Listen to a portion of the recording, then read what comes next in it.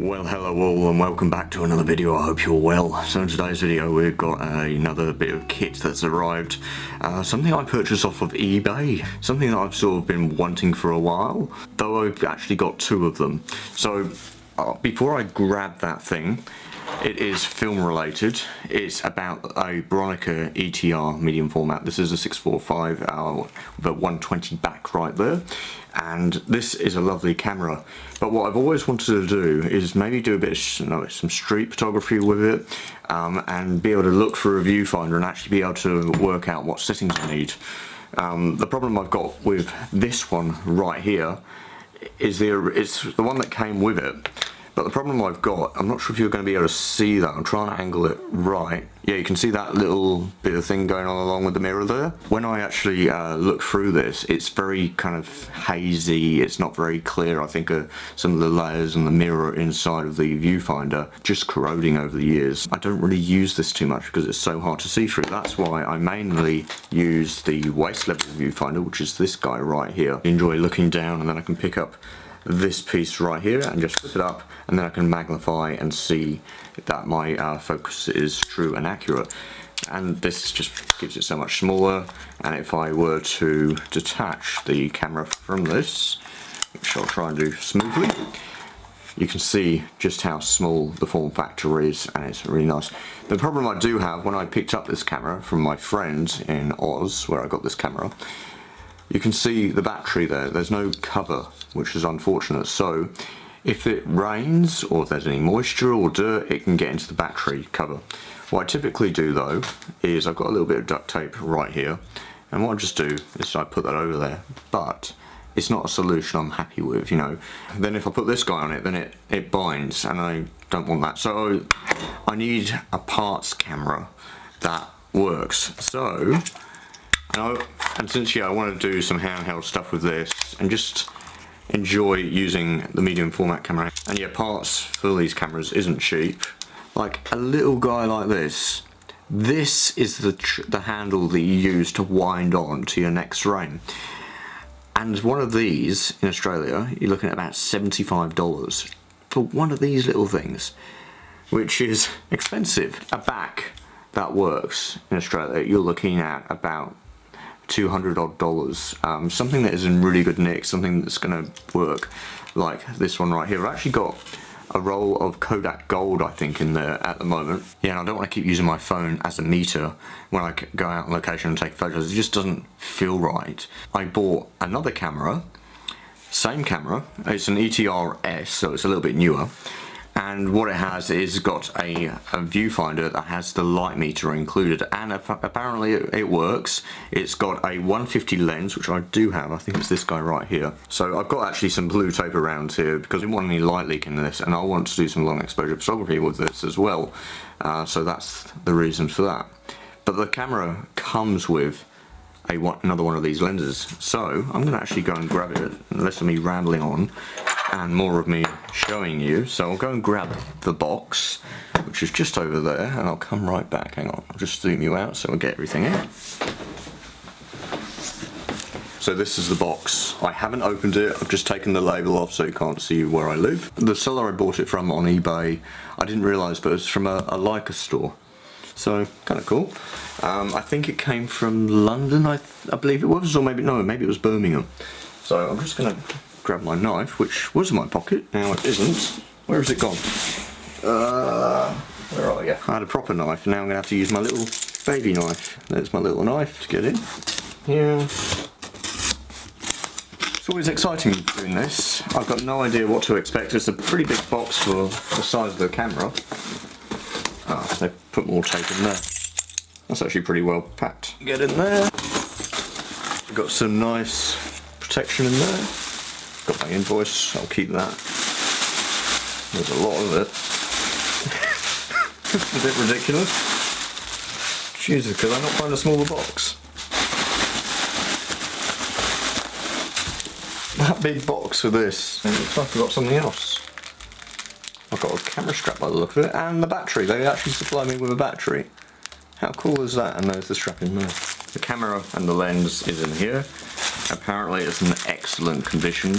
We're just going to unwrap the trying to get into the strap and just see what is on there, because that is another thing I don't have with my current Bronica. So they supply me with a battery for the camera. So yeah, that's the battery that the camera requires.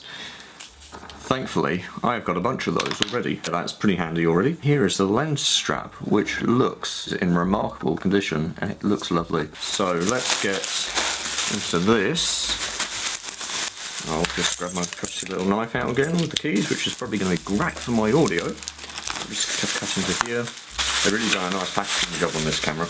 They actually pack it like I would do, really well, and making sure that the customer is happy with what they get for the way. Oh wow, that's actually in pretty nice nick. Look at that. How lovely is that? And that is my viewfinder that I've been wanting for a long time. You've got manual and automatic right there. So yeah, it looks great.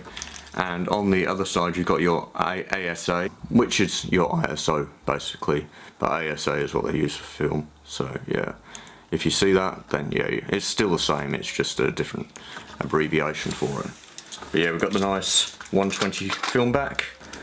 So that is the size of your recording medium. So yeah, nice and big. Actually, I'll go and grab a sensor so you can sort of see the difference between that size and say a full frame. So here is a full frame sensor. I grabbed this out of a Canon 1DX, which was one of mine that I use for my motorsports photography. But just to put it side by side, the size of the recording medium is about twice the size, or maybe even more.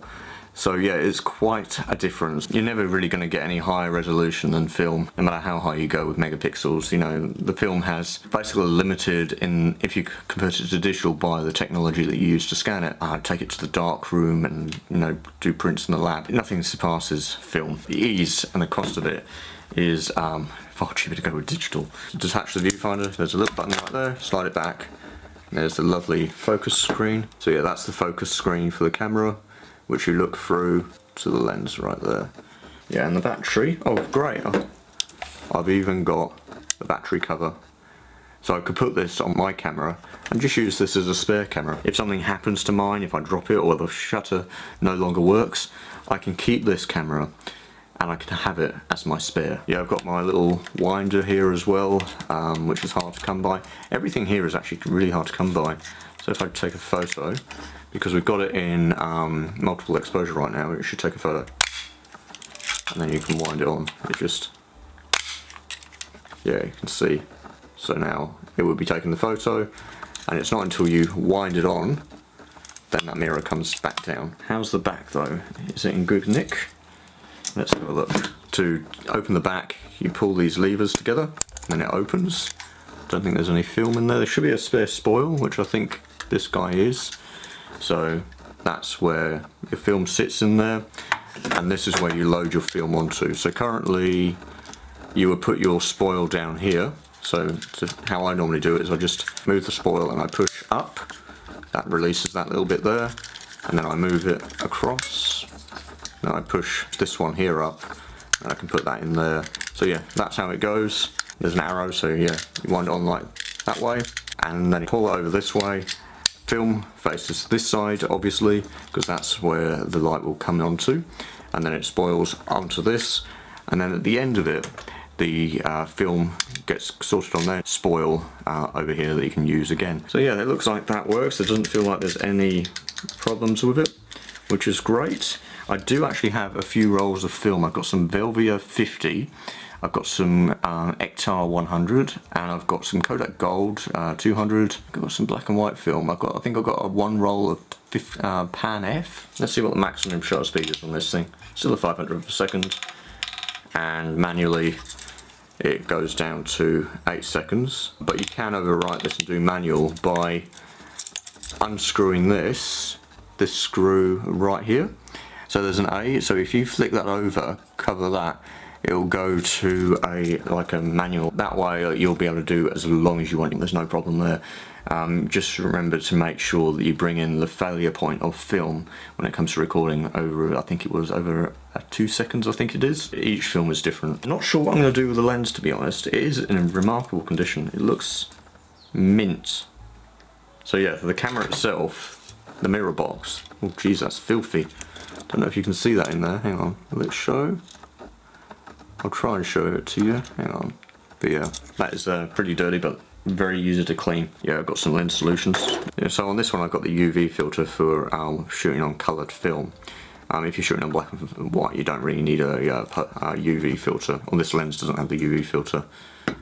I was going to sell it, but I'm not sure now. Just to recoup some costs back.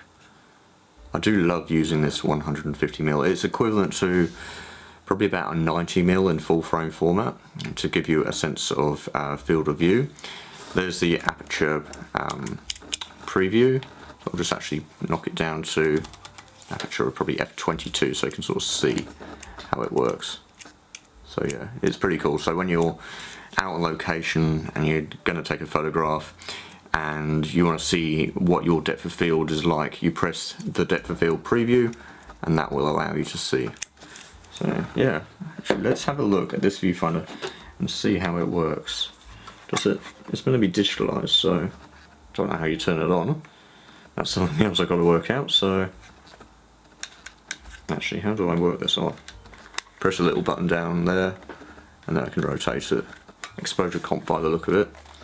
So pressing that down and then rotating it around, that's my exposure comp. You might be able to see.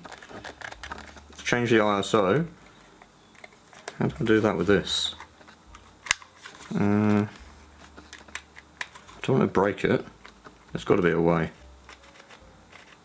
So the other one, so the other side you push down, this side to change it between auto and manual. The beauty of this, I don't have any instructions, so I've got to work it out. There's got to be a bit, oh hang on, maybe it feeds off of the battery on the camera.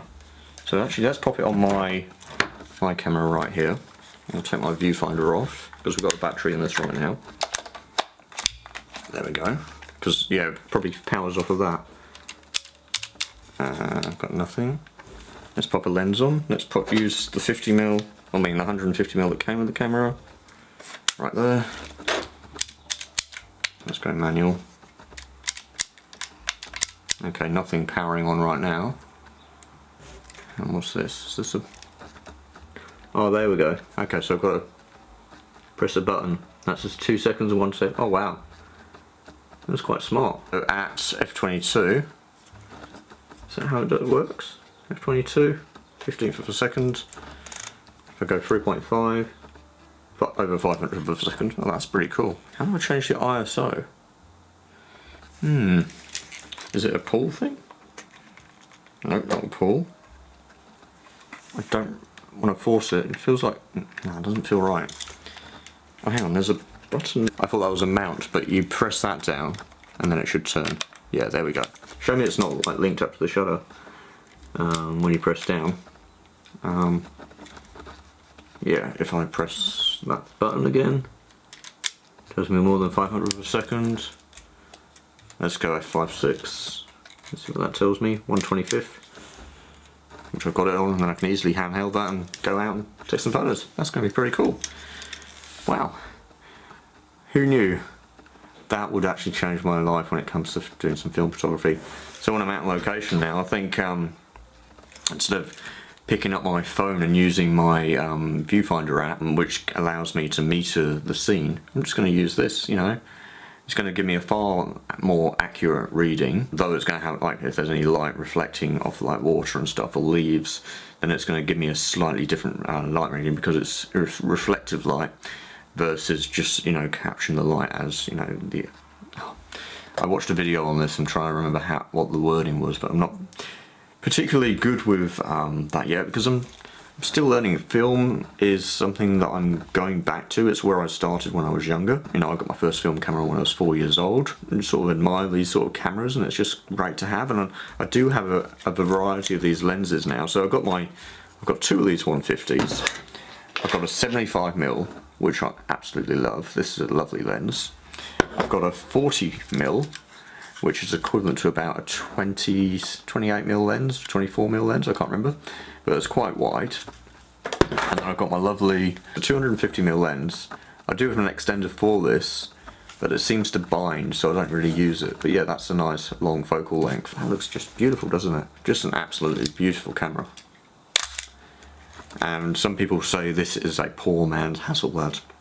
I don't think so at all. I think it's just superb. The images I get from this are lovely, and it all depends on usability, how you use the camera, what film you use as well. Yeah, I love these cameras, I really do. If you're wondering how much I paid for Bronica with the back, which is in really nice condition, the strap, the battery that came with, the body, the 150mm lens, the viewfinder, well, all of that, I think it came to about £315. But that's a really good deal, and to buy, you know, from England, yeah, that's what I'm doing when it comes to buying any gear now. Is especially off eBay, otherwise import costs are just really extremely expensive, so yeah, you've got to pay customs and taxes and stuff on that. So yeah, you will see me getting out and using this beauty on location at some stage in the future. So yeah, anyway, time to pack all this gear up and get on with a bit of work. So I will see all of you in the next one. Okay, bye for now and take care.